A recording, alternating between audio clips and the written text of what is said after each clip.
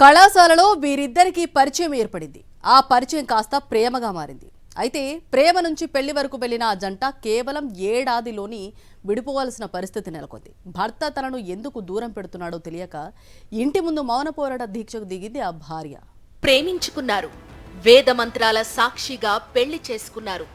కష్టాలెన్ని ఎదురైనా కడదాకా తోడుంటానని ప్రామిస్ కూడా చేశాడు. కొన్నాళ్లు చిలక గోరింకల్లా కాపురం కూడా చేశారు. సీన్ కట్ చేస్తే ఏడాది తిరిగేలోపే ఆ ఇల్లాలు భర్త ఇంటి ముందు బైఠాయించింది. న్యాయం చెయ్యాలంటూ బంధువులతో కలిసి పోరాటం చేస్తోంది. ఇతని పేరు సురేష్. ఉండేది అనకాపల్లి జిల్లాలో. సురేష్ ప్రేమించి పెళ్లి చేసుకున్న యువతి. ఇద్దరూ ఒకే కాలేజ్ స్టూడెంట్స్. ఇద్దరి మధ్య పరిచయం కాస్త ప్రేమగా మారి పెళ్లి దాకా వెళ్ళింది. గతేడాది అక్టోబర్ 9న విశాఖలోని మధురవాడలో రిజిస్టర్ మ్యారేజ్ చేసుకున్నారు. వీరి పెళ్లికి సాక్ష్యం ఇదిగో ఈ మ్యారేజ్ సర్టిఫికేటే. అద్దె ఇంట్లో కొన్నాళ్లు కాపురం కూడా చేశారు. ఏమైందో ఏమో ఉన్నట్టుండి సురేష్ భార్యను పట్టించుకోవడం మానేశాడు. తన భర్త అసలు ఇంటికి రావడమే మానేశాడంటోంది ఈ యువతి. ప్రేమించి పెళ్లి చేసుకుని ఇప్పుడు తనను ఒంటరిగా వదిలేశాడని ఆరోపిస్తోంది.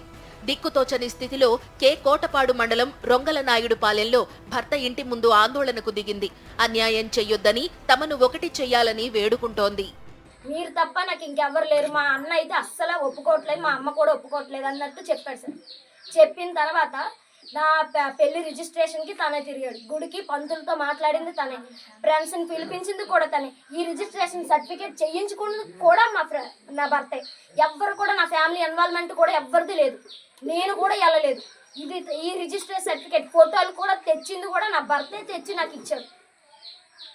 ఇన్ని ప్రూఫ్లుండి కూడా ఇప్పుడు ఏమో కొడుకుని మార్చేసి ఇప్పుడు ఏమో నా కొడుకుని బలవంతం చేస్తారు, అది చేస్తారు, ఇది చేస్తారు అంటే ఎలా ఊరుకుంటాను సార్?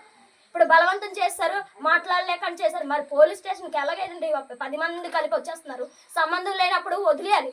ఆడు ఎలా పోతే నాకెందుకు అన్నప్పుడు వదిలేయాలి. అంతేగాని ఇప్పుడు నా కొడుకు ఎక్కడో దాసేసి ఏ ఇంట్లోనే పెద్దమ్మల ఇంట్లోనే అమ్మమ్మల ఇంట్లో దాసేస్తే ఎలా ఊరుకుంటారు? ఇది ఆడపిల్ల జీవితం. బాధిత యువతికి సిఐటియు నాయకులు అండగా నిలిచారు. యువతి ఆందోళనకు మద్దతు తెలిపారు.